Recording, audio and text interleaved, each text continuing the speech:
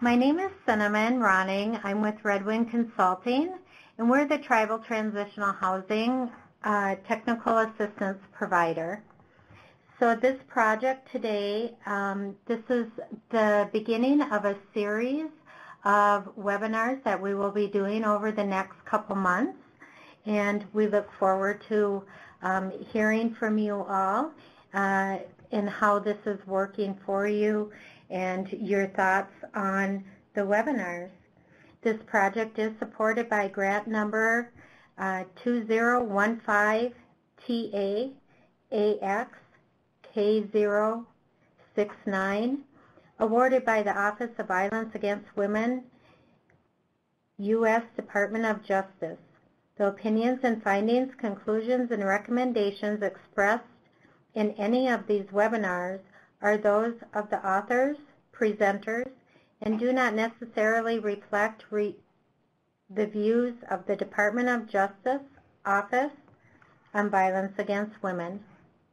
You can always find us at redwind.net and email us as well. You will find the full schedule on our website, and we will also have it posted on our Facebook page. So with that said, I want to welcome you, Bear Hughes from Spokane Tribe, and Lucretia Gill from Kalispel Tribe. Thank you so much for coming and joining us today, sharing your knowledge. The topic for today's webinar is Lessons Learned from Tribal Housing First Response. So with that said, I'll pass it over to Bear and Lucretia. Thank you, Cinnamon. I'd like to introduce myself. I am Bear Hughes. I'm an enrolled member of the Spokane Tribe. Welcome and thank you for joining. I've been in the domestic violence realm since about 2002. I was an associate judge for 4 years for the Spokane Tribe. Moved up to become the chief judge for 2 years after that.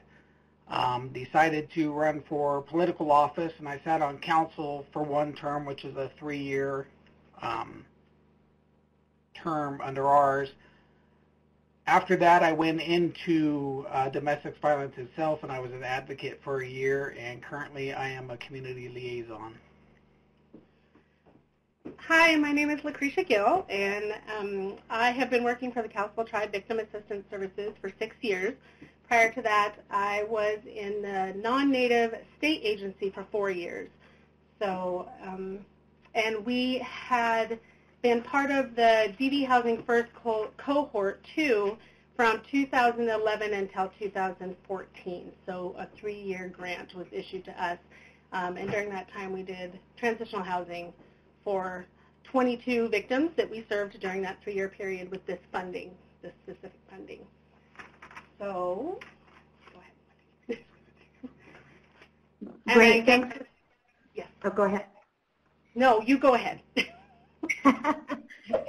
Thanks, Lucretia. This is Victoria Ibanez. I'm also from Redwind, and I have been working in the field to address violence against women for about the last 32 years, and during that time have been involved in the development and operation of 2 different transitional housing programs, and am one of the TA providers through Redwind that works with the tribal grantees that are funded through CTAS OVW with transitional housing programming. So today, with our webinar, one of the things that I was hoping that we could do is spend some time learning from Bear and Lucretia and the work that they did there with the Spokane Tribe and the Kalispel Tribe through the domestic violence housing first project that was created through funding from the Bill and Melinda Gates Foundation. And in particular, one of the reasons why I thought this particular project would be really, really helpful to focus on is because this is probably the closest model that we have within our tribal programs in Indian country for transitional housing. Many of the non-native transitional housing programs tend to have some level of a housing facility that they operate, either through leasing or partnership or even ownership of property. They have some level of facility that they're working with.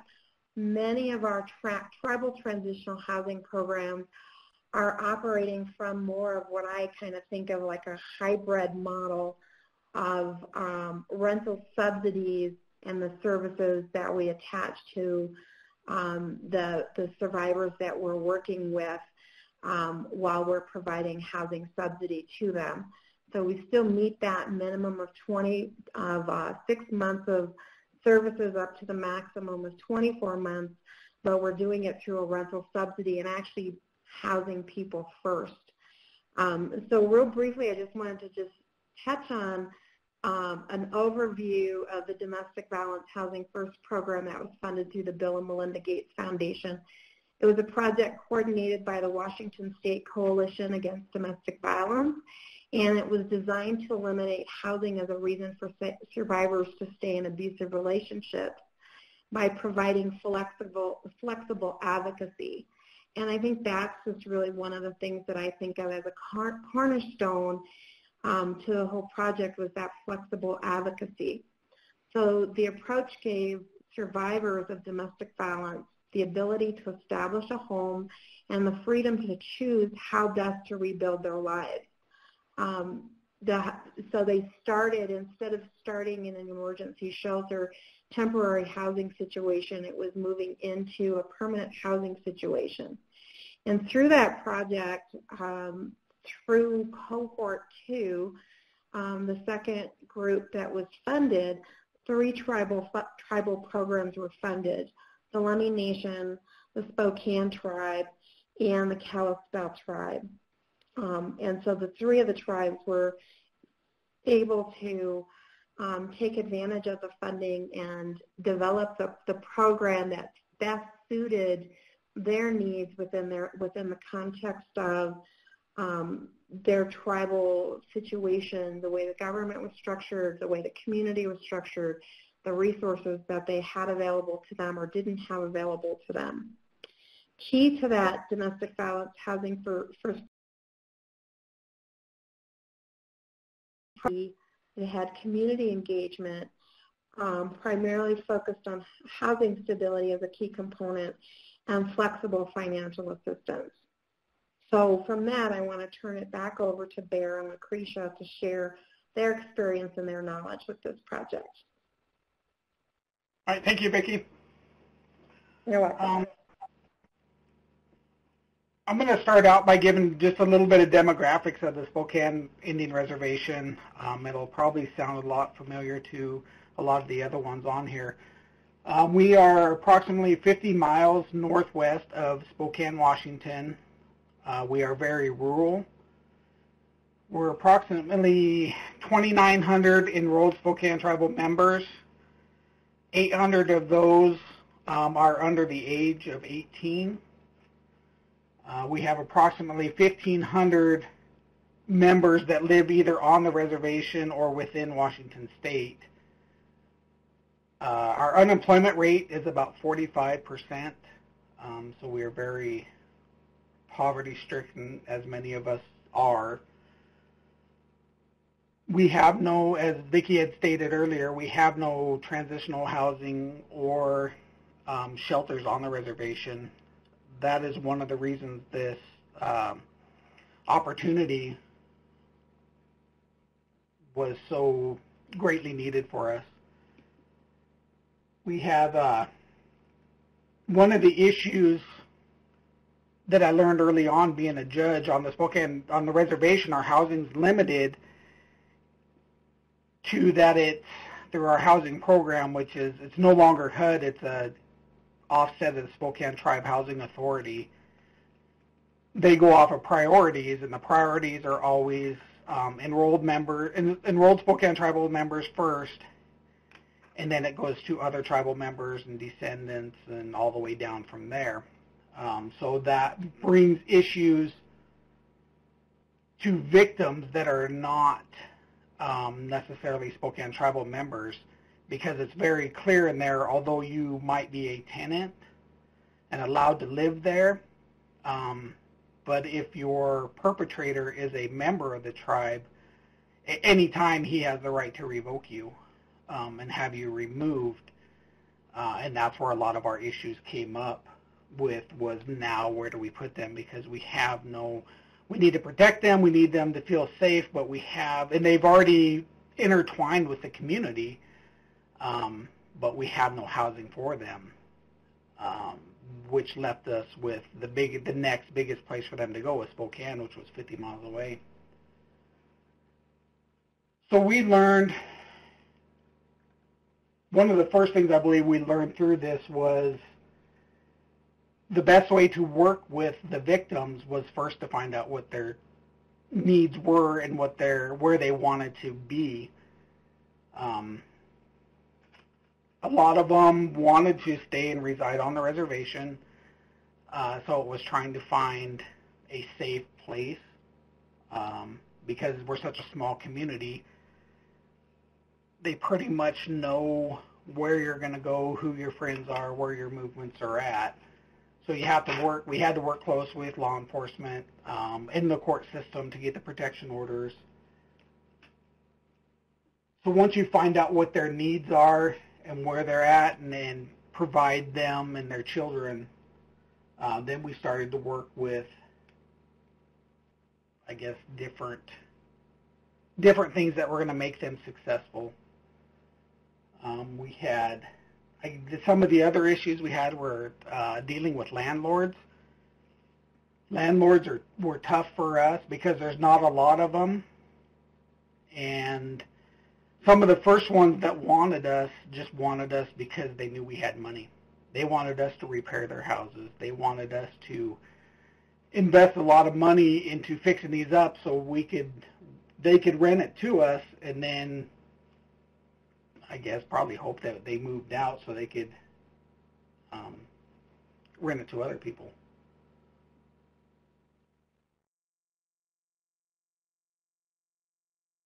Do you have anything on that, Lucretia?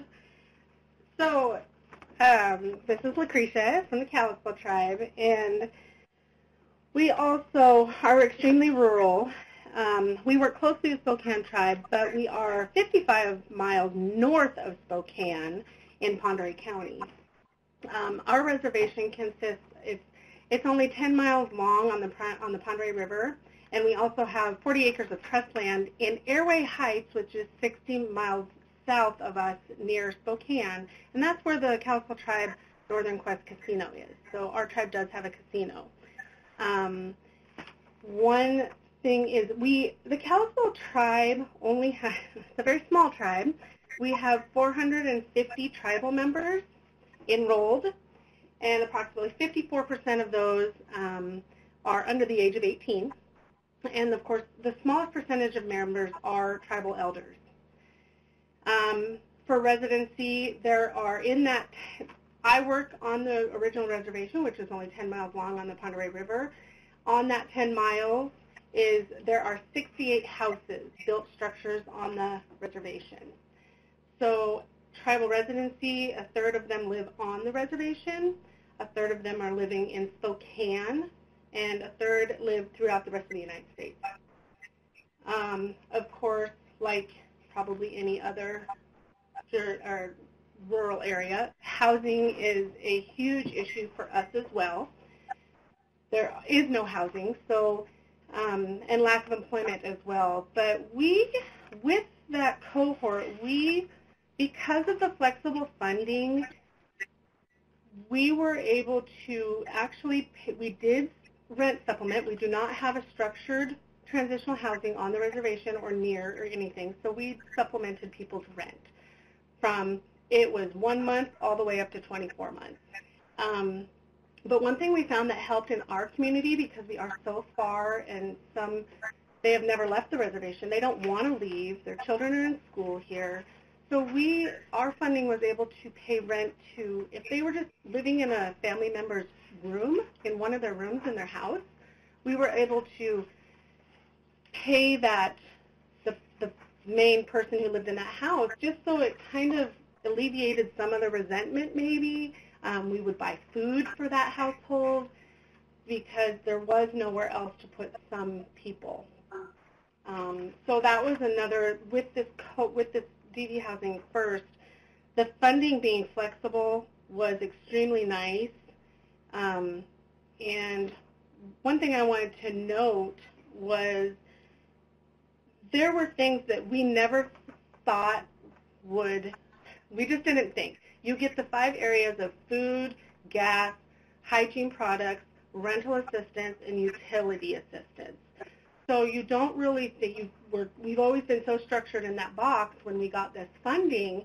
The number one thing that was needed by the 21 victims that we served through that grant was renewal of driver's licenses or fines that they had accrued through speeding tickets or no insurance tickets. Just to get their driver's license back, they needed those fines covered. And that was one wonderful thing that grant, because of the flexibility, we had that opportunity. We were able to do that. So people could get their driver's licenses back. Car payments was also another one. They might have the money enough to cover it. We would cover first, last, and deposit to get into somewhere. When they're starting to get on their feet, a car repair. That was another one. So we would either cover their car payments so they could cover the car repair, or we would cover the car repair so they could cover their car payment. So it was just really working with the victim and seeing what they needed to continue being in stable housing. So I'm just trying to think. We paid education fees for some people who actually were continuing their education to better their life. We had a lot of victims who were also involved with CPS, and parenting classes was something that they required in court for these victims to go to. Well, there are no free parenting classes in our area, and the 55 miles south is Spokane, where a lot of resources are. So we found a court, one of our tribal courts and state court accepted. It's an online parenting class for $29.95, and we were able to cover those costs for some of the victims. Another expense that was helpful, I guess I'm trying to bring up the flexible funding, because if you're able to ask your funders for specific line items that might be needed in your transitional housing project, these are just things that came up with the 22 victims that we served being in a rural community. So being able to move their items, so we covered 3 different people's U-Haul expenses, because they might not have a truck or they might not have family to help them move those big items. So U-Haul expenses. Cell phones was another big one. Not only they get stolen, they get lost, they get broken. So we did a lot of track phones, and we would cover their minutes. And kind of another one that just did come up briefly was prescriptions. Of course, not non-opiate ones. Sometimes prescriptions can be quite a lot. And with our program, with the 22, we serve with tribal members being priority, and then, of course, Native Americans being priority. But Calico Tribe employs 3,500 people because of their casino and their government agencies. So employees are another part of our community that we serve. And so prescriptions came across with a couple of the victims that we served. That's kind of how we did our housing program. And I would like to add on to that. Before I do, though, I forgot to mention when we started, if you guys have any questions, you can ask those at any time. It's not one that you have to wait till the end. We have a lot to say, but we're here to answer any questions that you might have, how we dealt with things or what worked best. I will agree with Lucretia, the cell phones were a big one. And like she said, track phones that were mostly what we used also. We provided them with the phone cards. Getting them insurance for their vehicles, that was big. And also auto repairs.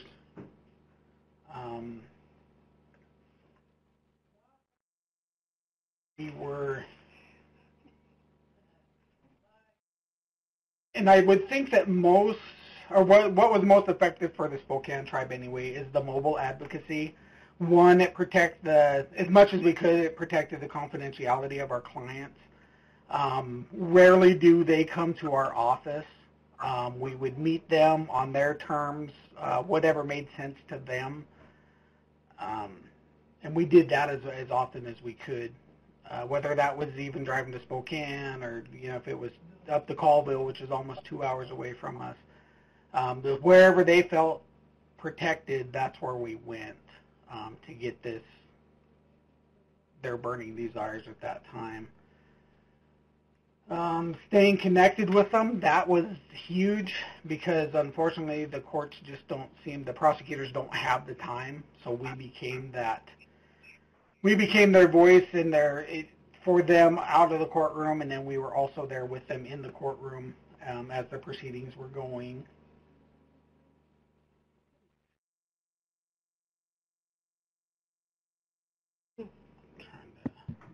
Bear, this is Cinnamon. Yes. I have a question. When you were talking about staying connected to them in mobile advocacy, I understand that you as advocates would meet them at various locations. And then what other resources, what other types of advocacy did you do for them while they were in that program? That's kind of where we would, when they first came into the program, we would do a kind of a self-assessment with them and find out what their desires were, what they thought they might need to become successful or to become independent. So it really depended. Some of them wanted counseling, so we would reach out to, and some of them didn't necessarily want to go to the stuff on the reservation because it's such a close community and everybody knows who goes in and out of the buildings. So we would reach out to the Kalispel Tribe or even the Kalispel, our sister tribe, the Kalispel Tribe, and we would try and get them whatever they needed at that time, whether it was to see a doctor or if it was some kind of a counseling. Some of them wanted to go to college, so we would, instead of having them continually go to the administrative building, we would go up there and get the paperwork that they needed, and then we would meet them off-site and help them fill out their paperwork. It just kind of depended on what their needs assessment had told us and what really they wanted. I think the most important thing we found out is once you get them stable housing, that's when you start to work on the rest of it. When they were bouncing around, until we got them somewhere established, their priority really was just getting their kids safe somewhere. So they didn't want to work on a lot of other things.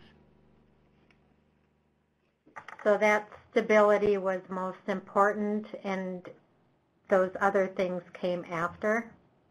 That is correct. Thank you. I'd like to add how the Calico Tribe, when we worked with our 22 victims, during this program, they had us gauge the low touch, high touch, or low touch, medium touch, and high touch. And it really did vary on, I had, just as an example, out of the 22 victims that we served through that program, 5 of those 22 are still in the original home that we assisted with. We assisted one victim out of that 22. She moved 4 different times. So either she went back to her abuser and left again, went back, or she moved him in, whatever the case. We moved her 4 times. 4 of the victims out of that 22 we moved 3 different times, and 12 we moved between 1 and 2 times. So even with our victims, the stability, it was really difficult for one, affordable housing is huge. Keeping their employment was difficult. And then relationships with their landlords were also difficult. Discrimination with landlords was one of our biggest challenges, I think, that I did not foresee. And that was, really discrimination on race is what I saw. Out of the 22 victims I served, 20 of them were Native American and 2 were non-Native. And the 2 non-Native, not a problem. It was discouraging. It really bothered me how that worked. We would have to educate the landlords. That was a huge part of our transitional housing and that DD Housing First, educating the landlord on domestic violence. Sometimes with certain situations, we'd have to offer guarantees, which would be covering any damages that were in the house. And with one, we had to cover $1,700 worth of damages when she moved out. She had 5 children. Just to keep being in such a rural area, keeping those relationships with the landlords is essential because you're going to need them in the future. They're always going to own these homes. So we tried to keep the peace. And so that was difficult. And Bear had mentioned as well, when it gets out to the community, especially at the DD Housing First funds, they actually did a publication in this area in the newspaper and let the community know that these agencies had gotten a whole bunch of money to provide housing for victims. And landlords also saw that publication. So trying to take advantage of the system was another thing I fell into with landlords. So it's just things I didn't expect, kind of the shadiness that comes with transitional housing. And we learned real quick with the one situation with the damages that we had to cover for that amount. It was the landlord originally said she wanted her brother-in-law to do the work, and the bid came back at $3,000. And we said, oh, no, you need to hire a licensed contractor, and we need a W-9 signed with the tribe. And when that happened, it went down to $1,700, unbelievably. So that I didn't foresee. So, and then I know Bear talked about connecting with the victims and survivors. And one thing, every community is different. This is such a small community that it actually worked out in our benefit. I am not from this area, and I am not Native. That may not work in other rural tribal communities, but it did work here. So confidentiality was the utmost, being such a rural community. Then mobile advocacy, we were able to purchase 2 vehicles for our agency through different funding sources, and without those cars, we wouldn't be able to do the work we do. We have offices. They don't come here. People don't come here. You get phone calls, meet me at the coffee house, meet me at your house. Of course, we make sure it's safe for everyone to do those types of visits. But and then what we found is we had to really do weekly check-ins. You had to become their confidant. You had to become their person that they would call, because we noticed that a lot of people, they lose those telephones. They change phone numbers. They don't pay their bill, and they have to get a different phone. But when you establish that relationship with them or that rapport, they would, I would be one of the first people they called to tell me their number changed or that they got a new phone. So that was nice. So we actually, every week, we would make sure to contact these people, even if it's just a, hey, how you doing? Good, I'm glad things are good, or not. So that was my experience with landlords and connecting with victims. So Lucretia, this is Cinnamon again. Would you say, when you were talking about issues with the landlord, taking advantage in the advertisement of your new funding, would you maybe suggest that it's not advertised and that you're working with the local domestic violence sexual assault programs, or what would you suggest? Well, with that, when you say Bill Gates and millions of dollars and, oh, Kalispel Tribe, I would say there's no reason to publish it like that. You can definitely publish it different, but it was, and it's not only the landlords, how we, with our victims that we served, a lot of them were previous victims that we were already serving in our department. They just ended up, they were the best candidates for that project. So we didn't get a lot of people that come in and go, oh, I saw that you guys got a bunch of funds, I need access. There were a couple, and we definitely screened them in, but the majority of them were already being seen in our department and needed that extra assistance for that stability. But yeah, in the future, it was in the Spokane Review, and that's a big, huge paper up here. It's in the Spokane area, and everybody gets it. And so that would be my suggestion, yes, because landlords definitely knew we had money. And so how did, thank you, how did you protect confidentiality and working with the participants of your program? When meeting with them, or, I mean, our confidentiality is, nothing is said to anybody unless we have that release of confidentiality. You're not getting a word out of any of our advocates. And of course, when you speak with a landlord and you're working with them, you have to have that release of confidentiality. When working, I have to say, being in such a small community, our rigs are noticeable. Everybody knows our rigs that we have. And I would just ask them beforehand, if you want me to meet you at your home, please know that people do know what this car looks like. Is that okay with you? And some were like, yeah, I don't care. No, that's fine. But I always made that a disclaimer if I was meeting someone in this area. If we're meeting at a coffee shop in Spokane, out on Sprague, nobody's gonna, yeah, that wasn't.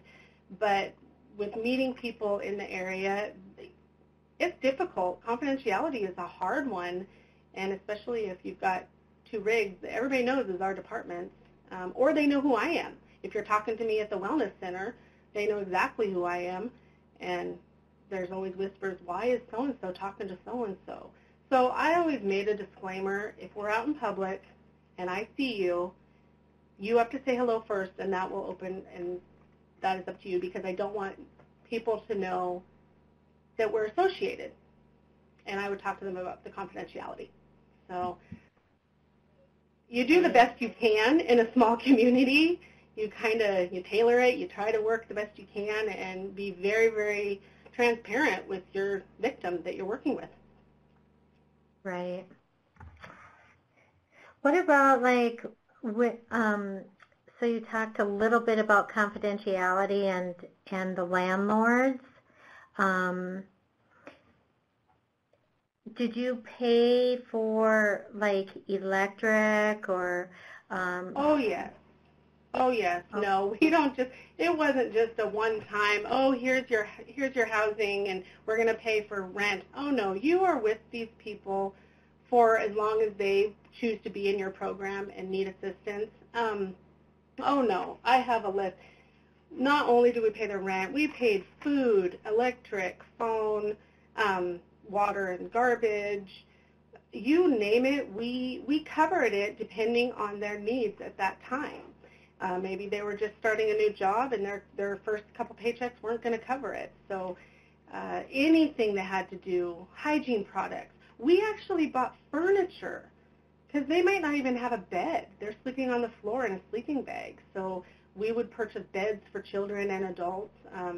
So all of those things that come with moving, I kind of think of it as, if I were to be displaced right now in my life and I was to leave with nothing, I don't have a savings account to cover first, last, and deposit, a deposit for electricity to get hooked up to that new home, to get a new phone because maybe my husband had the control of the Verizon cell phone.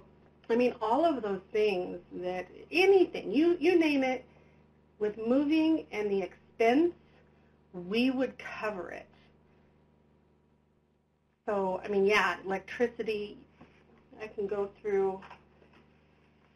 I just kind of think of it, I definitely, I don't know anybody that has the funds to uproot and move and start all over.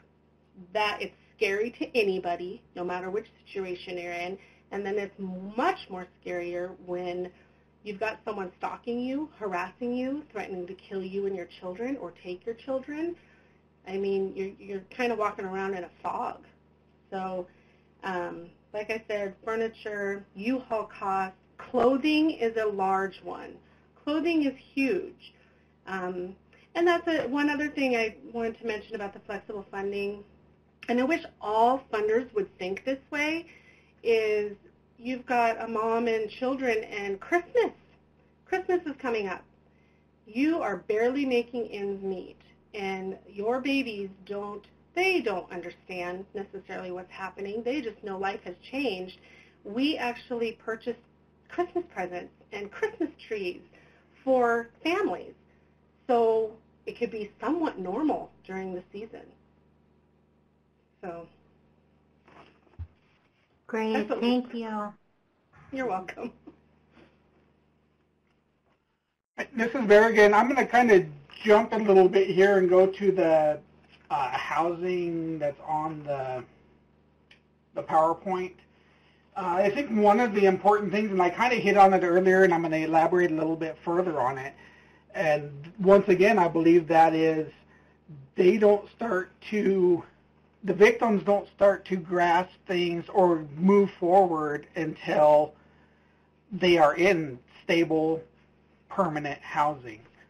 And that's, if you look at this chart, they're talking on their average length of time receiving services, 15 months, and they're talking about average time of housing, 17 months.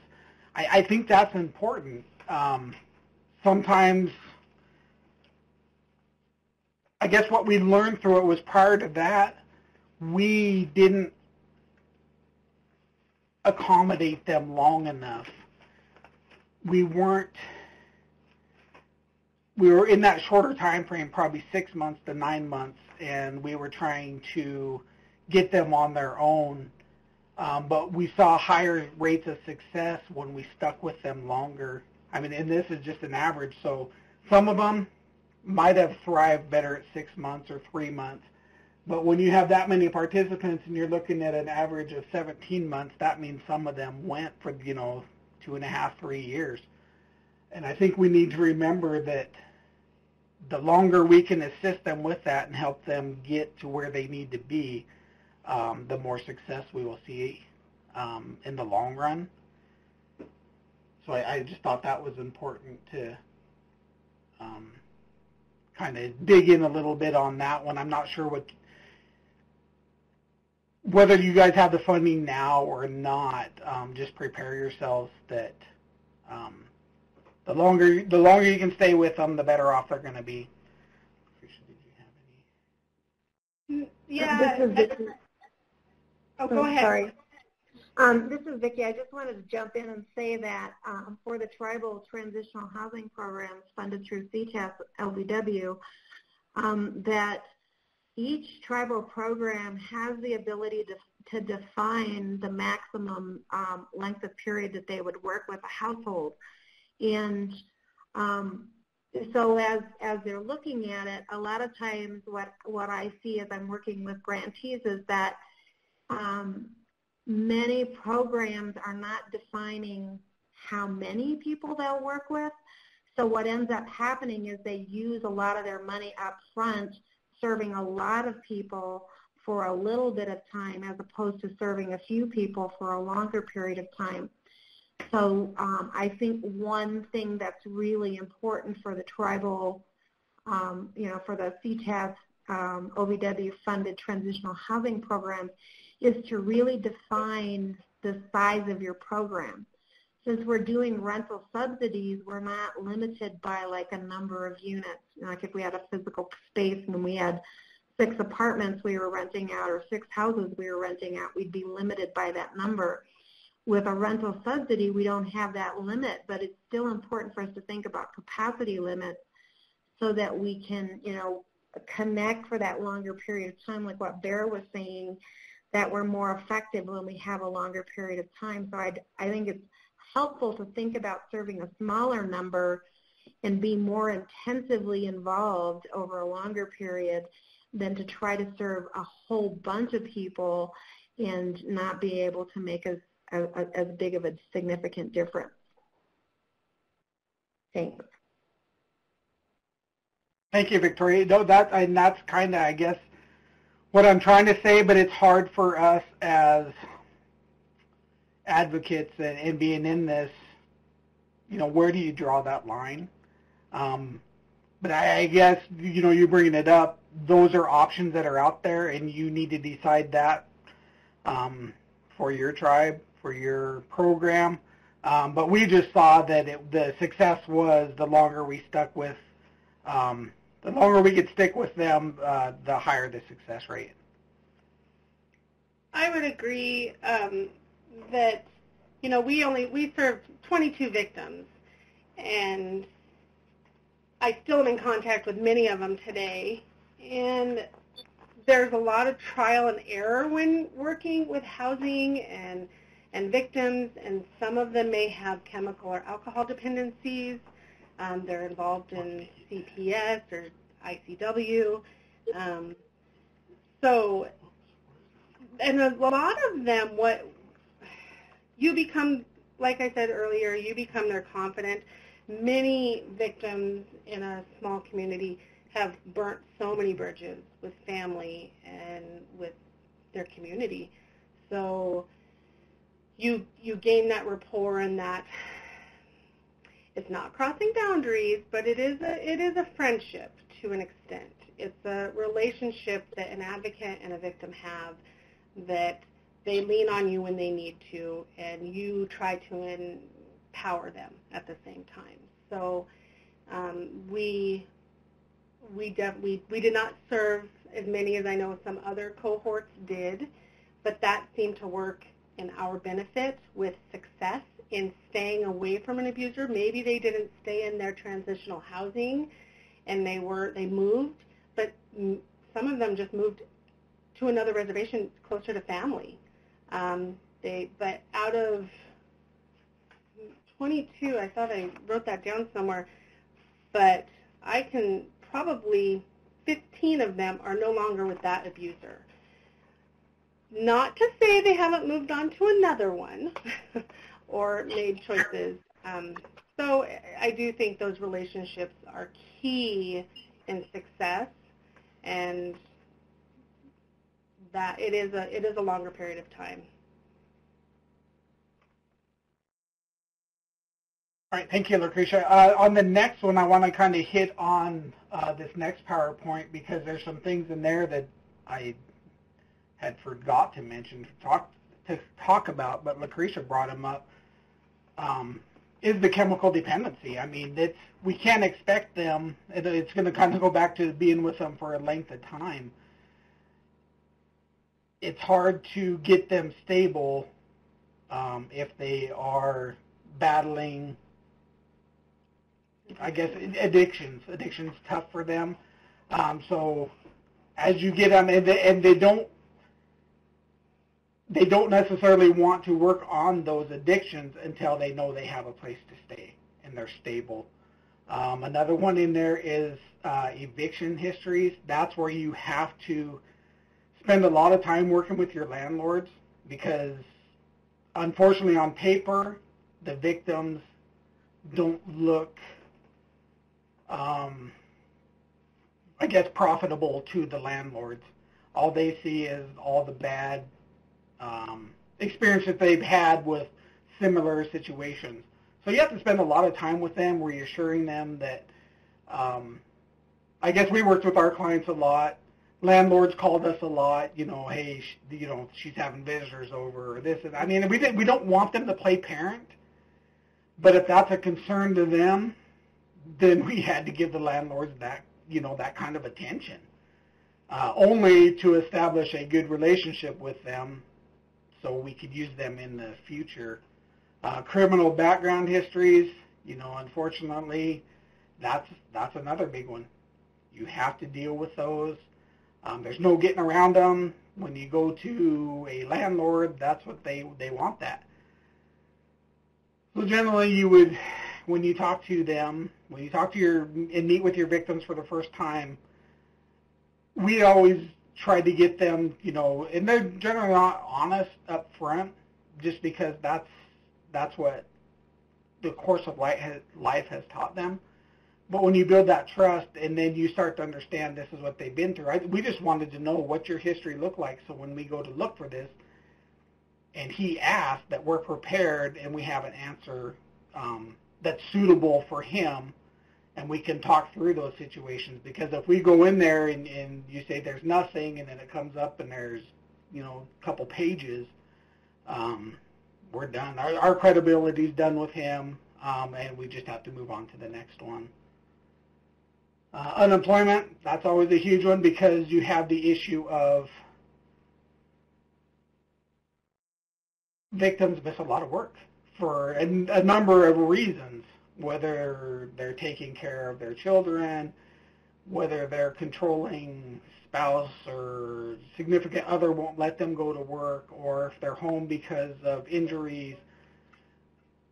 And employers like to, in I guess my experience, employers like to get rid of the victims. So we had to do a lot of education on that you can't. They're protected under law. You have to allow them this time. And once you start to educate them, generally you're all right. But those are important things that we need to hit. Most of ours on the proficiency of English are 100% of the Spokane tribal clients, they were all English speaking. CPS involvement, that's kind of the same thing, because CPS, unfortunately in ours, likes to remove children. We do a lot of work with them to reassure them that, yeah, we know these things are going on. And they, don't stop them from doing the investigation. They have to do that. But how can we work together to not remove the children? What's it going to take? And that's where, and the CPS is kind of the same thing. They want housing. They want to see that they're working on some specifics, and you can do that. We worked with CPS and did safety planning with them, along with ourselves, with the client. But if CPS wanted one, then we would help them do a safety plan that would reassure that if this happened again, they knew how to get out of the situation, hopefully with no injuries to themselves or the children. Lucretia? I say ditto on everything that Bear said.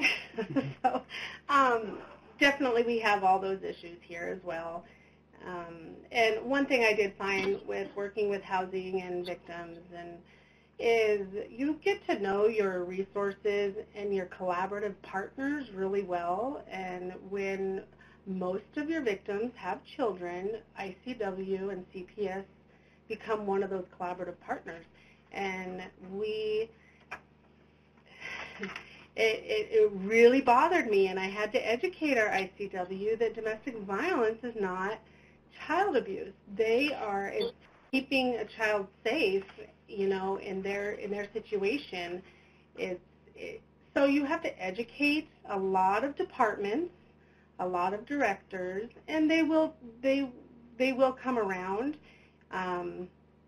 And they ask your advice a lot, because we're the ones that have the knowledge on domestic violence and the cycle and power and control, and they will take your advice. They will take what you have to say to make that decision whether they're going to remove those children or not. So becoming more aware of your community resources and, like I said, the other departments that your victims are working with them every day. You end up working with them every day as well. You really are side by side with that victim, because when they're trying to leave a situation, everybody knows this, but when they're trying to leave a situation, they're in a fog. They might go to court even, and they didn't hear a word that judge said. So you're there to help them navigate through all the systems, navigate through all the resources. Some will need heavier hand-holding than others, and every situation is different. And I think we've been very successful with our department, and we've grown a lot, and also it's consistency within the community, and confidentiality, and trust. Trust is huge, and sometimes that takes a long time, but we've been very fortunate, and we were very, very appreciative of this funding. We still do transitional housing, but unfortunately we don't have the flexible funding that we used to. That grant is done and over with, but did we learn a lot from this process? Extremely a lot. And one thing, and I say, people ask me, what was your number one thing that you learned through this cohort? And my first response is, money doesn't fix everything. So we had a lot of funds, a lot of flexibility, and we can't fix it. And it's really up to that victim. And some decided to move forward and get stable and heal, and some didn't. No matter how much money you throw at a situation, if it's $10,000, 2 years later, nothing's changed. So people always say, oh, if we had more money, and we were able to do this, if we were able to do that. I found that not to be true. There's my dun dun dun. So that's it for me. Thank you. All right, and it looks like we're getting ready to wrap up here, so I will just go to the last PowerPoint here, and it's talking about advocates, and that's true, and I'm sure it's true for everyone. We have to be able to work on reservation, off reservation, because we don't necessarily always have the skill set in one area or the other.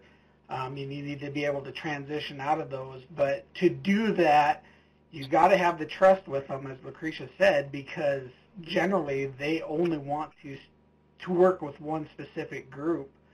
And that's just not always possible, especially in rural settings. And I agree with Lucretia.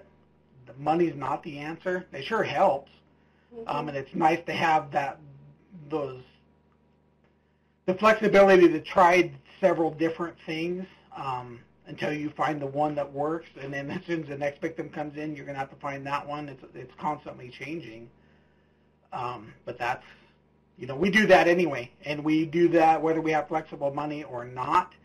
Because if we know we don't have flexible spending dollars, we're going to rely heavily on other services anyway. It's just nice when you can save the time and do it through your own program or department. At that point, I would like to thank everybody for, logging on today. I'd like to thank, Red Wing Consultants and everyone for doing your end of this and allowing Lucretia and I to talk about our wonderful experiences with this opportunity that we had. At this time, I'll turn it over to Lucretia. No, I just like to say thank you as well, and thank you, Red Wing Consulting, for the invite. And I guess, do we ask if anybody has any questions? Great. Thanks, Bear and Lucretia. If anybody's got any questions, you can just either just type in and ask your question, or you can type it into the chat, and we can respond from there. And while you do that, I just want to acknowledge both Bear and Lucretia for the hard work and wonderful things that you've shared with us today and the work that you did within both Spokane Tribe and Kalispel, because I think we've got a lot we can learn from your experiences. Any questions out there? This is Cinnamon. I just wanted to thank Bear and Lucretia, too, for your experiences that you're sharing with us. I think it's really helpful for many of us working in the field. So thank you. We appreciate that. Yes, of course. Thank you. Thank you.